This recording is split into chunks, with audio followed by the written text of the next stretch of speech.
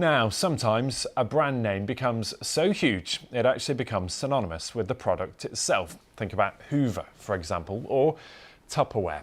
But for Tupperware, those were the glory days. Today, the 77-year-old firm said there was a substantial doubt about its ability to continue as a going concern. Well, for generations, of course, there were Tupperware parties. The company had booming sales. So the big question, what's gone wrong? Joining us now is Josh Barry. He's a food and drink journalist. Josh, good to talk to you. What did go wrong for Tupperware? I think that today we live in a digital age, and Tupperware is a heritage brand that for 77 years has been, synonymous with households, but it hasn't adapted. And we've got a brand that is known, but doesn't really have any appeal to a younger audience.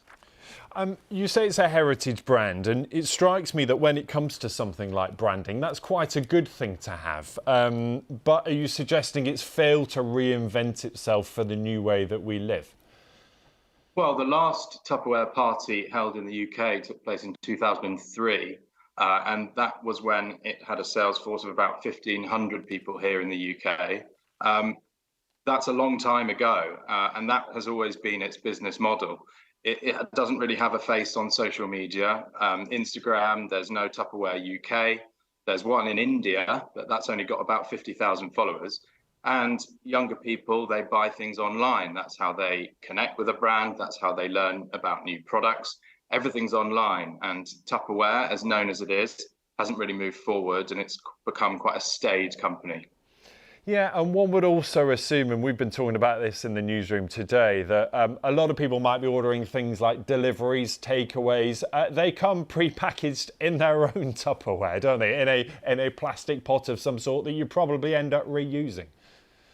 Well, yeah, I mean, when Tupperware first came into existence, there wasn't really takeaways. There might have been pizza, I don't know, I wasn't around. But yeah, most takeaways now come in plastic containers. And actually, another big thing here is price. One thing, you can get free takeaway containers and use those, or you can go into a supermarket and buy something that Tupperware might charge £15 for £2 or £3. So the appeal really isn't there for younger consumers. Yeah, and you'll know about this in your job. To stay relevant, you've got to keep reinventing, you've got to do new stuff, you've got to be cool, you've got to be maybe subject to influencers and all that sort of thing. Is there any hope for Tupperware, or has the ship sailed?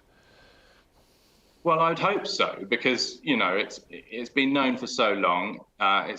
It's an interesting and cool brand. Well, it's not cool anymore, that's entirely the point, but it is an interesting one. And I wouldn't ever really want to see a business like that go. But it does have to adapt. It does have to move forward. And especially given it's built on plastic, we live in a world that's trying to do away with that product, that material. So it's tried, it's kind of moved into other utensils and equipment, take away cups that you take on the train, kitchen utensils, tongs, whatever. But it's got to move pretty quickly, and it doesn't seem to be. I think it needs to get onto TikTok and start manoeuvring with a little bit more fervour.